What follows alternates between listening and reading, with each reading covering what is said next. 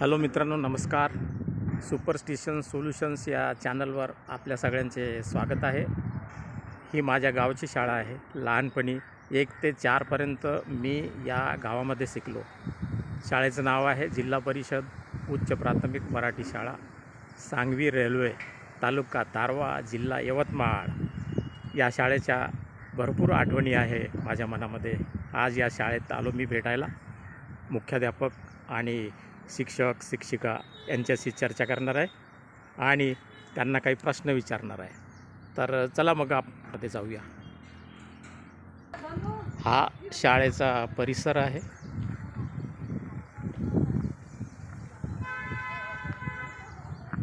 छोटंसं गाव आहे सांगवी रेल्वे.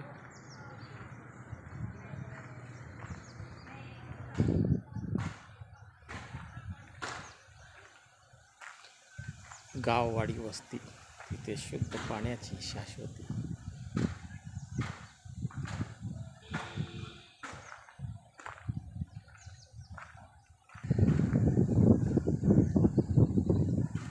इमारतीची स्थिती सुधारवण्याची आवश्यकता आहे.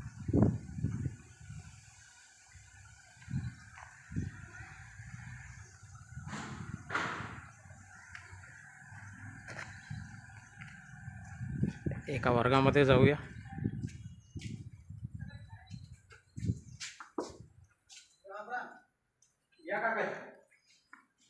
फर्निचर छान आहे.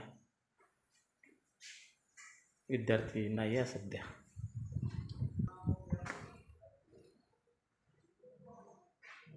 एक स्मार्ट क्लासरूम आहे.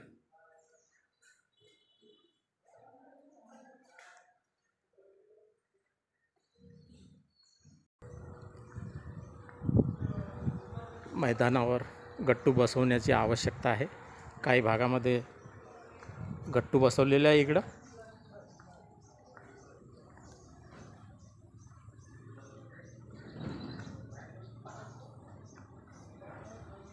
ऑफिसमध्ये जाऊ. कार्यालय आहे मुख्याध्यापकांचं. थोर पुरुषांची, राष्ट्रसंत वैज्ञानिकांचे फोटो आहेत या ठिकाणी.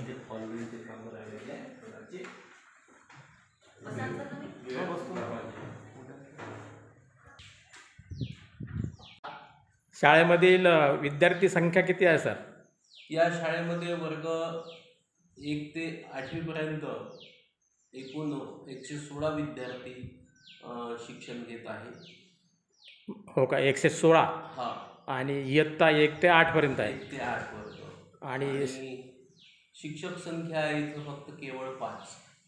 केवळ 5च आहे का? 5. परंतु मान्यता तर 8 शिक्षकांची असते. 3 शिक्षकांची कमतरता आहे. तर ते कधी येणार आहेत असं काही?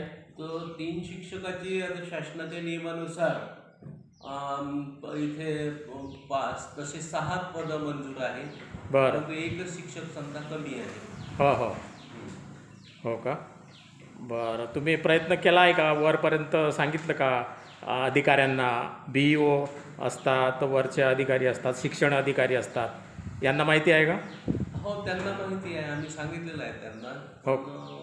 कसं आहे, शासनाच्या नियमानुसार जे आहे ते शासनानं आम्हाला दिलेलं आहे. हो का? बरं. तर या शाळेमध्ये कोणकोणत्या प्रकारचे उपक्रम तुम्ही राबवता? आमच्या या शाळेमध्ये एक स्वच्छता अभियान, गाव स्वच्छता अभियान करतो. हो का? त्याच्यानंतर विद्यार्थी बचत बँक मागील वर्षापासून सुरू झालेली आहे. हो. विद्यार्थ्यांचे स्पेशल खाते काढण्यात आलेले आहे.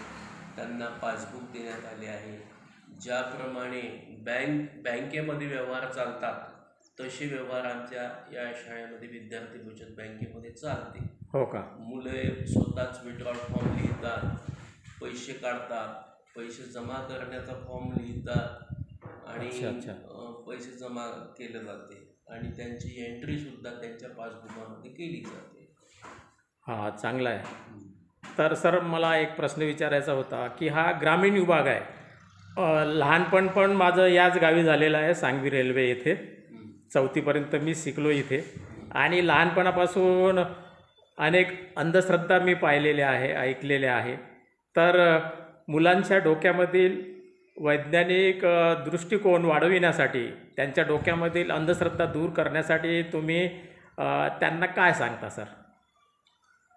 मुलांच्या डोक्यातली अंधश्रद्धा दूर करण्यासाठी आम्ही वेगवेगळे असे उद्बोधनपर कार्यक्रम आम्ही इथं आयोजित करत असतो. हो का? बऱ्याच व्याख्यात्यांना आम्ही आमंत्रित करत असतो आणि त्यांचे प्रवचनं, त्यांचे प्रबोधनं आम्ही आमच्या शाळेमध्ये महिन्यातून किमान एक तरी आम्ही ठेवत असतो. हो का? बरं, मुलांमध्ये काही बदल दिसते का? भरपूर बदल दिसते. मुलांना काय चुकीचं आहे, काय बरोबर आहे याची जाण आता निर्माण होऊ लागलेली आहे थोडी थोडी. बरं, तुम्ही मला एक सांगा सर, की जादूटोण्याच्या नावानं गावागावामध्ये भांडणं होतात. जादूटोण्याची भीती पसरलेली आहे. या गावामध्ये सुद्धा अनेक लोकांवर जादूटोणा करण्याचा आरोप करण्यात येतो. तर तो जादूटोणा काय आहे आणि त्याची भीती तुम्ही मुलांच्या मनातून कशी काढता? आहे का जादूटोणा? जादू वगैरे काही नाही आहे. असे मुलांना असं आम्ही मुलांना पटवून दिलेलं आहे आणि बरेचदा आम्ही जादूगाराचे प्रयोग आम्ही इथं आयोजित केले होते.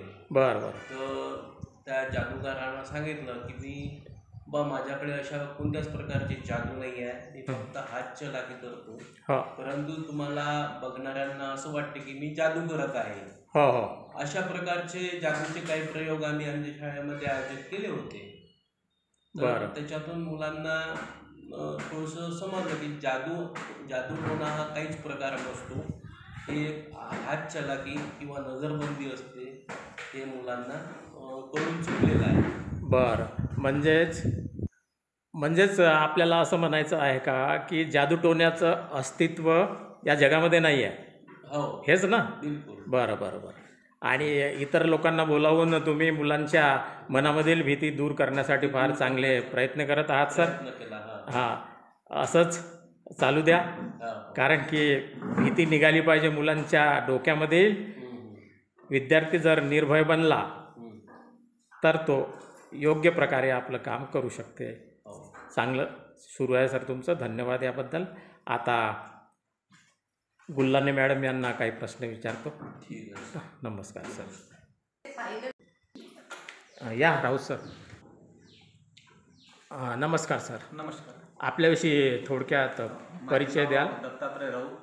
माझे या शिक्षण क्षेत्रामध्ये जवळपास 18 वर्ष पूर्ण झालेले आहे. बरं. याआधी मी दारवा पंचायत समितीमध्ये करजगाव या ठिकाणी कार्यरत होतो. अच्छा अच्छा. या नवीन बदल्यामध्ये मी सांगवी रेल्वे या ठिकाणी रुजू झालेला आहोत.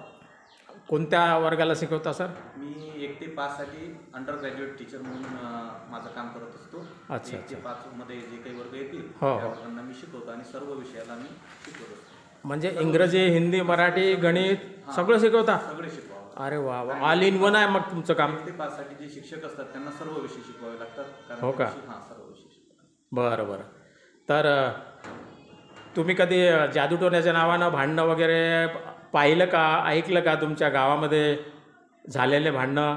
हो, बरेचदा. म्हणजे कारण मी ग्रामीण खेडे विभागातूनच आहो. माझं मूळ गाव म्हणजे एक खेडेगावच आहे. बरं. आणि ग्रामीण भागामध्ये अशिक्षितता आणि दारिद्र्य ह्या गोष्टी जास्त प्रमाणात असल्यामुळे त्यांच्यामध्ये जादूटोणा म्हणजे एखादी गोष्ट करणं शक्य झालं नाही की मग ते देवाकडे किंवा अंधश्रद्धेकडे वळतात. आणि त्यातूनच मग अंगारा, धुपारा, लिंबू फेकणे, हळद कुंकू घरासमोर टाकणे आणि त्याच्यातून मग वाद निर्माण होणे, अशा गोष्टी वारंवार लहानपणापासून आमच्या पाहण्यात आलेल्या आहेत. त्यामुळे वाद घडतात आणि हे वाद बहुतांश अशिक्षित लोक असतात त्यांच्यामुळेच घडतात.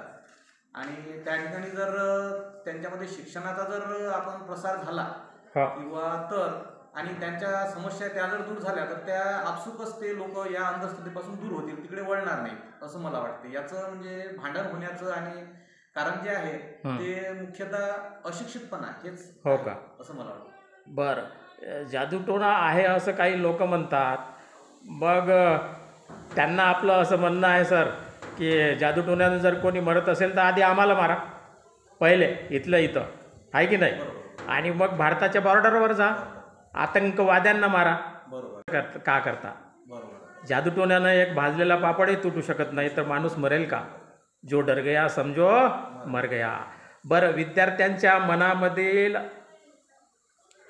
जादूटोण्याची भीती, अंधश्रद्धेची भीती दूर करण्यासाठी तुम्ही काय सांगता विद्यार्थ्यांना? आता या आधी सरांनी सांगितल्याप्रमाणे विविध प्रकारचे जादूचे प्रयोग विद्यार्थ्यांना दाखवून त्याचं स्पष्टीकरण दिले जाते. जसं की डोक्यातून पाणी उडवणे, हां. नाकातून दोरा काढणे, हो हो. एखादा लिंबू दुसऱ्याच्या थैलीतून काढणे, हां. पैसेवर चिटकवणे, हां. ह्या ज्या गोष्टी आहे ह्या गोष्टी कोणत्या जादूने किंवा चमत्काराने होत नाही. चमत्कार फक्त निसर्ग करू शकतो. हो, बरोबर आहे. एखादा व्यक्ती हा. कोणी चमत्कार करू शकत नाही. तर ह्या गोष्टी सगळ्या हातचलाकी, हातसफाई म्हणू आपण त्याला. म्हणून ह्या गोष्टी असतात. आणि त्या विज्ञानाचे मुलांच्या प्रयोग आपण निदर्शनात आणून दिल्या हा. की मुलं सुद्धा त्या हातचलाकी करून ते सुद्धा स्वतः जादूचे प्रयोग दाखवायला लागतात. हो हो. म्हणजे निश्चितपणे त्यांच्या मनातील त्या अंधश्रद्धेबद्दलचे जे विचार आहे हे फार दूर चालले जातात. हा. आणि ते सुद्धा काय होतात, वैज्ञानिक दृष्टिकोन त्याच्यामध्ये रुजवला जातो आणि ते इतरांना सुद्धा त्या अंधश्रद्धेपासून दूर करण्यास मदतगार ठरू शकतात. हो का? विद्यार्थी सुद्धा एक अंधश्रद्धा निर्मूलनाचं काम करू शकतात. चांगल्या प्रकारे करू शकतात. म्हणजेच तुम्हाला असंच म्हणायचं आहे की हे जादू वगैरे काही नसते, ती हातकी सफाई असते किंवा विज्ञानाचे प्रयोग असतात. बस. गौतम बुद्धांनी म्हटलेलं आहे की एखाद्या घटनेमागील कारण जर आपल्याला माहीत झालं तर तो चमत्कार नसतोच, तो एक प्रयोग असतो. जोपर्यंत माहित नाही तोपर्यंत तो आपल्याला चमत्कार हा. वाटतो. जेव्हा माहित झालं त्यावेळेस ती गोष्ट एक सहज कशी घडून आली हे आपल्याला कळून चुकतं. पण एका चमत्कार राहत नाही. हो, एखादा बाबा म्हणते ना, माझ्या वाडीतील आंबा खाल्ल्यावर मुलगा होईल, माझ्या आशीर्वादानं मुलगा होईल, हे सत्य आहे का? नाही, तो एक बिझनेस म्हणजे एक व्यापारी दृष्टिकोन आहे. अच्छा. त्याच्या मागे त्या व्यक्तीचा एक व्यापारी दृष्टिकोन असतो आणि त्याला माहित आहे की जवळपास आपल्या देशामध्ये आता पूर्वीपासूनच शिक्षणाची फार दुरावस्था झालेली होती आणि त्यांच्या दुरावस्थेचा उपयोग त्यांनी आपल्या व्यापारासाठी करून घेतला की माझ्या झाडाचे आंबे खाल्ल्यानं असं होईल किंवा माझ्या शेतातील हे नेल्यानं तसं होईल. ह्या गोष्टी त्या समाजामध्ये अशा पसरवतात की आणि काही गोष्टी योगायोगानं कोणाला मुलगा होणं आणि मुलगी होणं ही काही आंबा खाल्ल्यामुळे कोणाला तरी मुलगा होणार आहे नाही तर मुलगी होणार आहे. आता त्यामध्ये कावडा बसायचा आणि फांदी मोडायची अशा गोष्टी घडून येतात आणि लोकांमध्ये ती घटना अशी वाढत जाते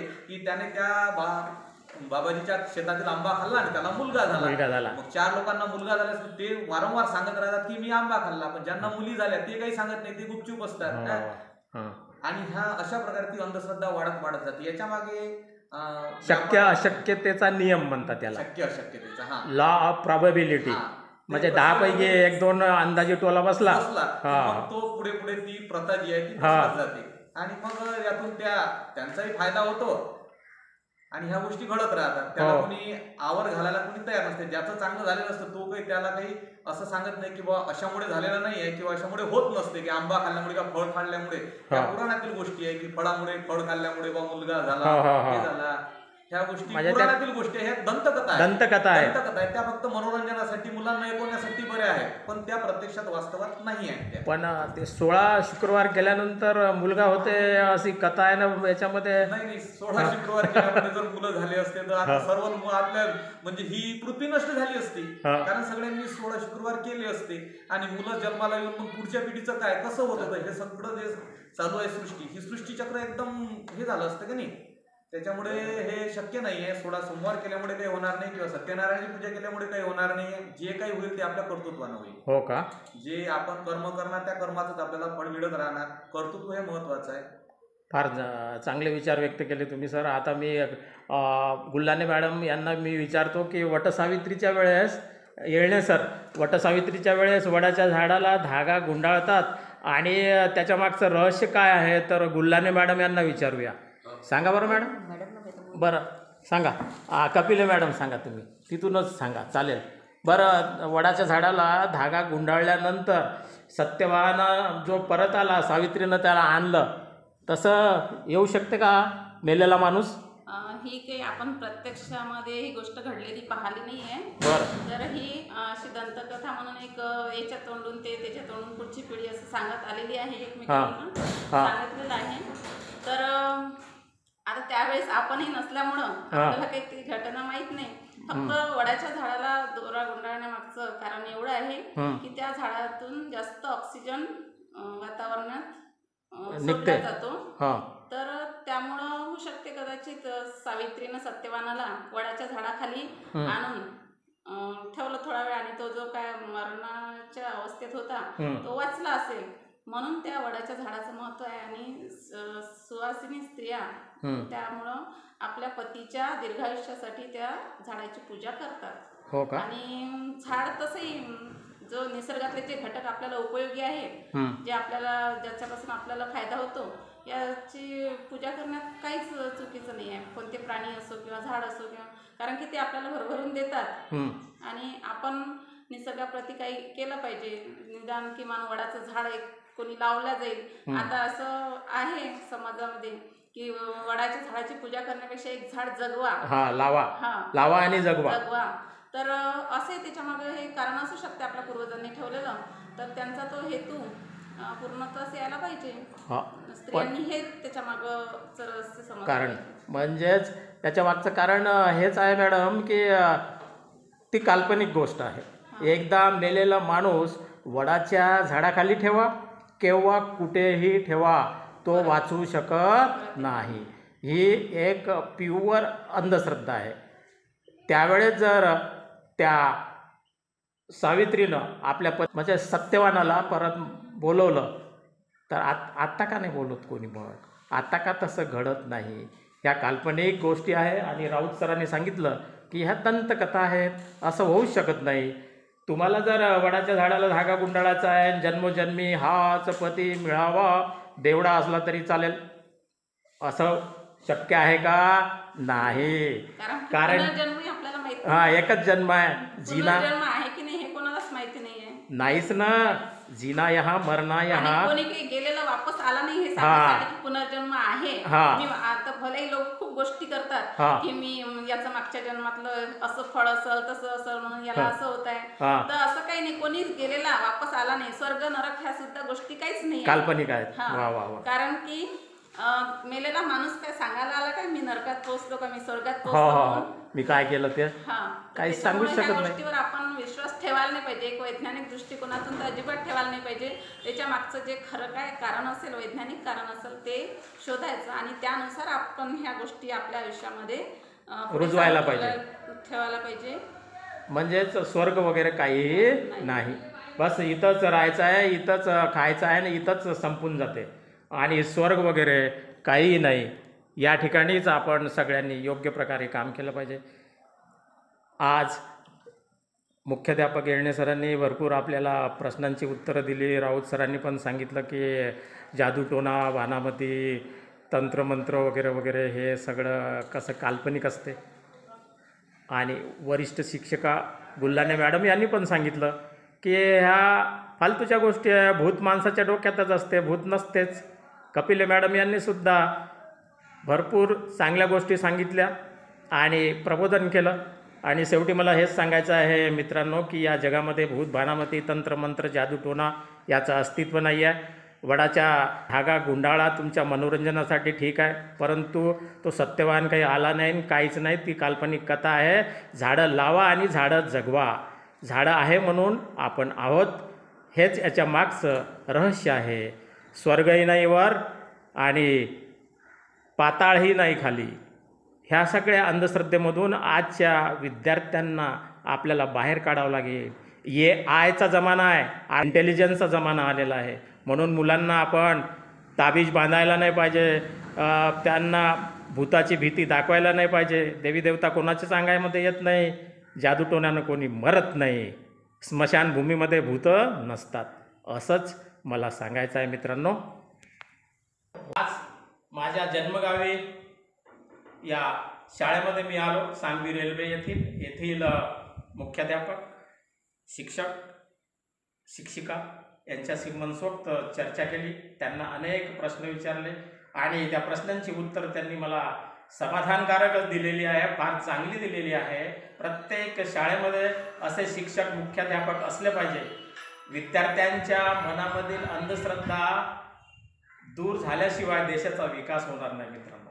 म्हणून या सगळ्या शिक्षकांना, मुख्याध्यापक सरांना विनंती करतो की असेच नवीन नवीन उपक्रम राबवा. आपण किती वर्ष जीवन जगलो, किती वर्ष आपण नोकरी केली याला महत्त्व नाही आहे सर.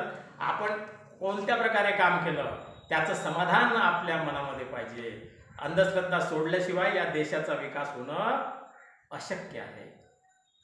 या चॅनलला सबस्क्राईब करा अशी विनंती करेन मी, आणि या व्हिडिओला शेअर करा आणि लाईक करा. सुपरस्टिशन सोल्युशन माझ्या चॅनलचं नाव आहे. अंधश्रद्धा जोपर्यंत देशामधील दूर होणार नाही तोपर्यंत आपल्या भारताचा विकास होणं अशक्य आहे. अशाच नवीन माहितीसाठी नवीन लोकांना घेऊन परत येईल मी याच चॅनलवर. तोपर्यंत नमस्कार.